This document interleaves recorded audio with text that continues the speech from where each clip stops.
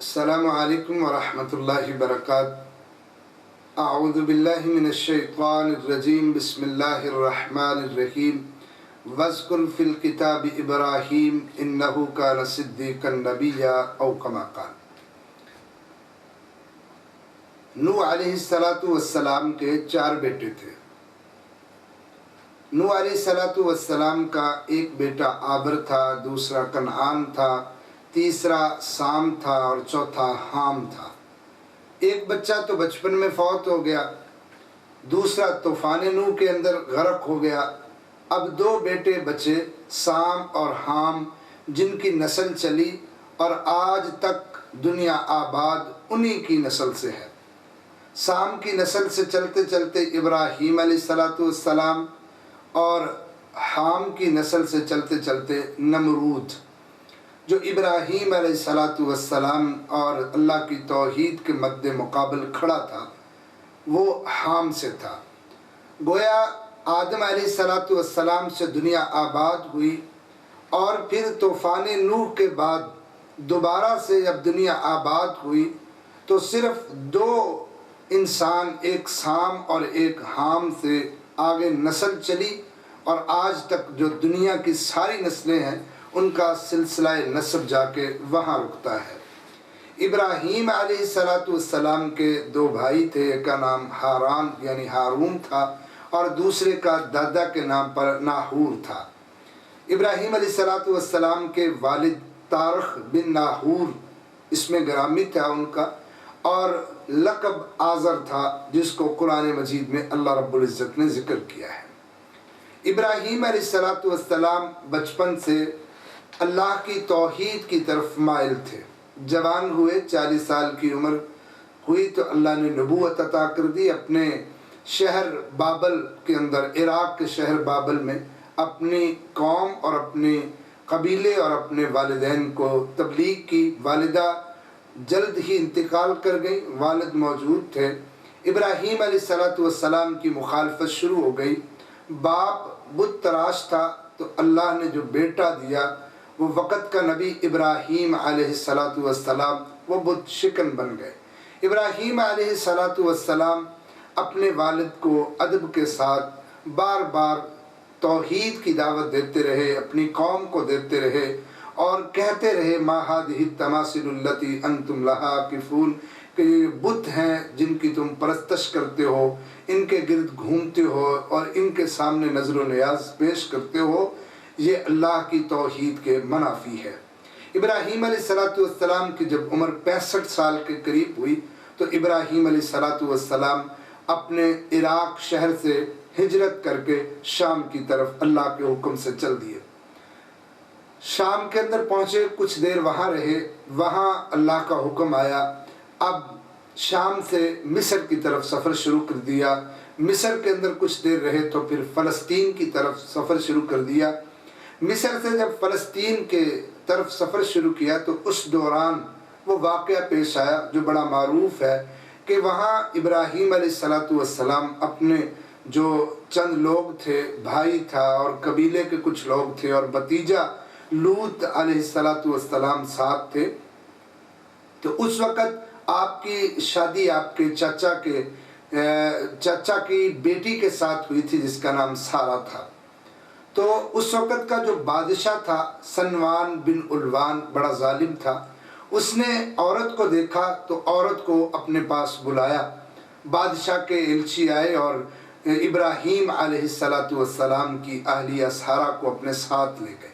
بادشاہ نے تنہائی کے اندر ان کی طرف ہاتھ برائی کے ارادے سے بڑھایا۔ اللہ رب العزت سے وقت کے پیغمبر ابراہیم علیہ السلام کی بیوی نے دعا کی، اللہ عزتوں کا رکھوالا اب تو ہے، اللہ میری مدد فرما۔ تو اس بادشاہ کا ہاتھ شل ہوا اور اس پر فالج کا اٹیک ہوا اور وہ گر پڑا اور تڑپنے لگا۔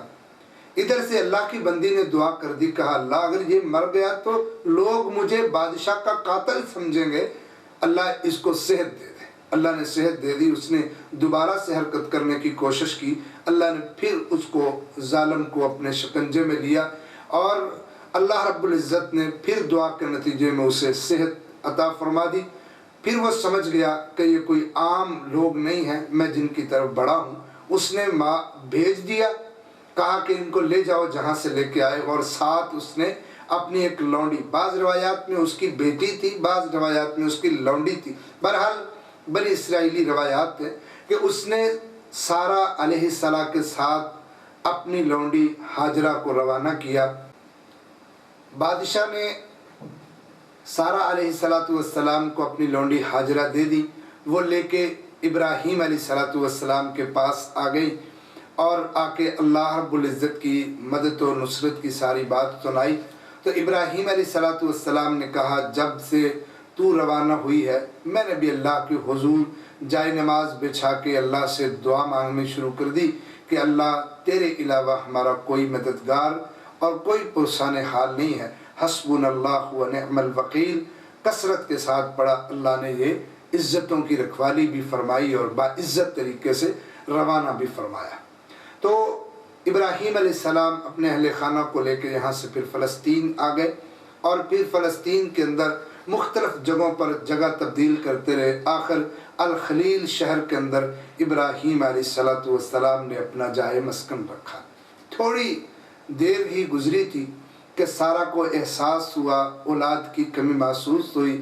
ابراہیم علیہ السلام کی عمر بھی کوئی 85-86 سال کے قریب ہو چکی تھی۔ رب سے دعائیں ہو رہی تھی، ربی حبلی من الصالحین، اللہ رب العزت سے کہ اللہ نیک اولاد دے۔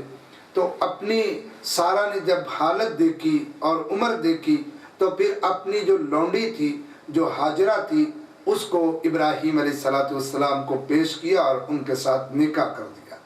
اب دونوں بیویوں کے درمیان اتنی نہ بن ہوئی تو اللہ رب العزت نے ابراہیم علیہ السلام کو حکم دیا کہ ہاجرہ کو، اور اللہ نے جو ان کو بیٹا اسماعیل علیہ السلام دیا ہے، ان کو مکہ کی وادی کے اندر جا کے چھوڑ کے آ جائیں، یہ اللہ کا حکم ہے۔ ابراہیم علیہ السلام اپنی بیوی ہاجرہ اور اسماعیل علیہ السلام جو ابھی ننھے بدنے چھوٹے بچے تھے، ان کو وادی مکہ کے اندر چھوڑ کے چلے گئے اور اللہ کے سپرد کر دیا، کچھ کھانا پینا دیا اور اللہ کے حوالے کر کے واپس فلسطین الخلیل شہر کے اندر آ گئے۔ ابراہیم علیہ السلام اس کے بعد کوئی 4 مرتبہ اپنی زندگی میں مکہ مکرمہ کے اندر اپنے اہل خانہ سے ملنے کے لیے گئے۔ روایات میں آتا ہے ایک دفعہ جب گئے تو ابراہیم علیہ السلام نے دیکھا کہ ان کے بیٹے کی عمر بھاگ دوڑ کی ہو چکی ہے، 7-8 سال کی عمر اسماعیل علیہ السلام کی ہو چکی ہے۔ اسماعیل علیہ السلام کو اپنے پاس بٹھاتے چند دن وقت گزارا۔ اللہ نے رات خواب کے اندر یہ سارا منظر دکھایا کہ ابراہیم علیہ السلام اپنے بیٹے اسماعیل کو ذبح کر رہے ہیں، تو صبح اپنے بیٹے کو خبر سنائی کہ اے بیٹا میں نے یہ خواب دیکھی ہے، تو اب اس کے بارے میں کیا کہتا ہے؟ تو اسماعیل علیہ السلام نے کہا اے ابا جان، آپ جو اللہ نے آپ کو حکم دیا ہے آپ اس کو کر گزریے، انشاءاللہ آپ مجھے صبر کرنے والوں میں سے پائیں گے۔ گویا ابراہیم علیہ السلام کے بیٹے نے یہ بات کہی کہ ابا جان آپ مجھے لٹائیے، اللہ کے حکم کے مطابق مجھے ذبح کر دیجئے، میں اس بات پر تیار ہوں اور صبر کرنے والا ہوں۔ اللہ رب العزت نے اس منظر کو دیکھا تو کہا اے ابراہیم علیہ السلام، تیرے بیٹے کی اور تیری تابعداری دیکھ کے میں نے تمہاری قربانی کو قبول کر لیا، اور اس کی جگہ پر میں نے ایک بہترین دمبا جنت سے عطا کیا ہے، تم اس کی قربانی کرو۔ علامہ اقبال نے یہی منظر دیکھ کے کہا تھا یہ فیضان نظر تھا یا مکتب کی کرامت، سکھائے کس نے اسماعیل کو آداب فرزندی۔ وہ کس قدر باپ کی تربیت تھی یا انبیاء کی نسل کے اندر آنے کی وجہ سے بیٹے پر یہ اثر تھا، فیضان تھا کہ جس نے اپنی جان بھی اللہ کے لیے باپ کے حکم پر دینے کے لیے اپنے آپ کو تیار کر لیا۔ اللہ ہر اولاد کو اپنے والدین کے سامنے ایسے ہی مطیع اور فرما برداری کی توفیق نصیب فرمائے۔ تو ہم بات کر رہے تھے کہ ابراہیم علیہ السلام قربانی کرنے کے بعد واپس پلٹ گئے، پھر دوبارہ آئے۔ اس وقت اسماعیل علیہ السلام کی شادی ہو چکی تھی۔ ابراہیم علیہ السلام آئے تو دیکھا گھر کے اندر اسماعیل علیہ السلام کی بیوی ہے، تو ان سے پوچھا کہ جو یہاں اسماعیل ہے وہ کہاں ہے؟ یہ عورت نہیں جانتی تھی کہ ابراہیم علیہ السلام کون ہے، تو اس نے بات بتائی کہ وہ باہر شکار پہ گئے ہیں، اور ساتھ جزا فضا کیا، شکوے شکایتیں کی، اور رزق کی تنگیوں کا سارا معاملہ کھول کے رکھ دیا۔ ابراہیم علیہ السلام پھر واپس پلٹ آئے اور آتے ہوئے کہہ کے گئے کہ جب وہ اسماعیل آئے تو اسے میرا پیغام دینا کہ ایک بوڑھا آدمی آیا تھا، وہ کہہ کے گیا ہے کہ اپنی دہلیز کو بدلے۔ اللہ کے پیغمبر کے بیٹے اسماعیل گھر پلٹے تو بیٹی جو بیوی تھی اس نے بات بتلائی تو وہ سمجھ گئی کہ باپ یہ پیغام دے کے چلا گیا ہے کہ بیوی ناشکری ہے، اللہ کی نعمتوں کی نہ قدردان ہے، ایسی بیوی کو طلاق دے کے نئی شادی کی جائے۔ اور یاد رکھیے یہاں کہ اللہ کو واقعتاً ان اللہ لا ينظر الى امرأة لا تشکر لزوجها، جو عورت اپنے شوہر کی شکر گزار نہیں ہوتی اللہ ان کو کبھی بھی نظر رحمت سے نہیں دیکھتے۔ اللہ رب العزت کے حکم سے ہی ابراہیم علیہ السلام نے یہ حکم صادر فرمایا، اور اسماعیل علیہ السلام نے اپنی بصیرت سے سمجھا اور اس عورت کو طلاق دے دی اور پھر نئی شادی کر لی۔ اسماعیل علیہ السلام اور ان کے اہل خانہ سے ملنے کے لیے ابراہیم علیہ السلام پھر تیسری مرتبہ بھی آئے، اور پھر اس کی دوسری بیوی سے ملے اور اس نے شکرانے کے کلمات کہے۔ ابراہیم علیہ السلام پھر کہہ کے چلے گئے کہ اپنی دہلیز کو باقی رکھیں۔ اور پھر چوتھی مرتبہ جب ابراہیم علیہ السلام فلسطین سے مکہ آئے تو ابراہیم علیہ السلام اور اسماعیل علیہ السلام نے اللہ کے حکم سے بیت اللہ کی تعمیر فرمائی۔ ابراہیم علیہ السلام نے بیت اللہ کی تعمیر فرمانے کے بعد اللہ رب العزت کے ہاں اس کی قبولیت کی دعا کی، ربنا تقبل منا انک انت السمیع الدعاء، اے اللہ ہماری اس عبادت کو، ہماری اس تعمیر کعبہ کی بہترین جو عبادت ہے اللہ اس کو قبول فرما، کیونکہ تو دعاؤں کو سننے والا ہے۔ ابراہیم علیہ السلام کو حکم دیا کہ آپ حج کے لیے اعلان کریں، پوری دنیا کے دلوں کا رخ میں اس کی طرف موڑ دوں گا۔ چونکہ طوفان نوح کے بعد بیت اللہ کی بنیادیں منہدم ہو چکی تھی، اور ابراہیم علیہ السلام اور اسماعیل نے اس کی اثر نو تعمیر کی اور لوگوں کو حج بیت اللہ کی طرف بلایا۔ اور اس کے دوران وہ سارے واقعات پیش بھی آئے، حجر اسود کا رکھنا، رکن یمانی کے پتھر کا رکھنا، اور یہ سارے معاملات۔ الغرض اللہ رب العزت نے ابراہیم علیہ السلام اور اسماعیل علیہ السلام کی اس قربانی کو اور ان کی تعمیر کو اللہ نے اپنی بارگاہ میں قبول فرمایا، اور پوری کائنات کے دلوں کو ان کی طرف موڑ دیا۔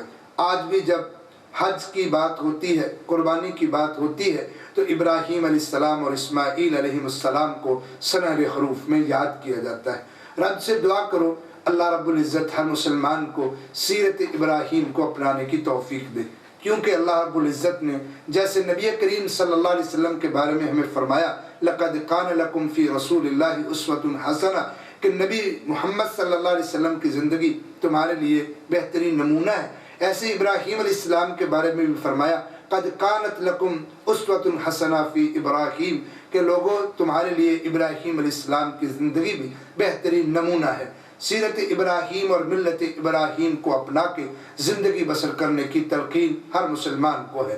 بہت سی ایسی سنتیں ہیں جو اللہ رب العزت نے ابراہیم علیہ السلام کی سنتیں ہیں، پھر اللہ رب العزت نے چلتے چلتے محمد کریم صلی اللہ علیہ وسلم کی مہر لگا کے قیامت تک اس کو جاری فرما دیا۔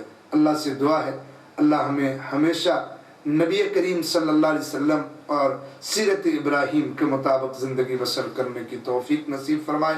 تو آخر دعوانا الحمدللہ۔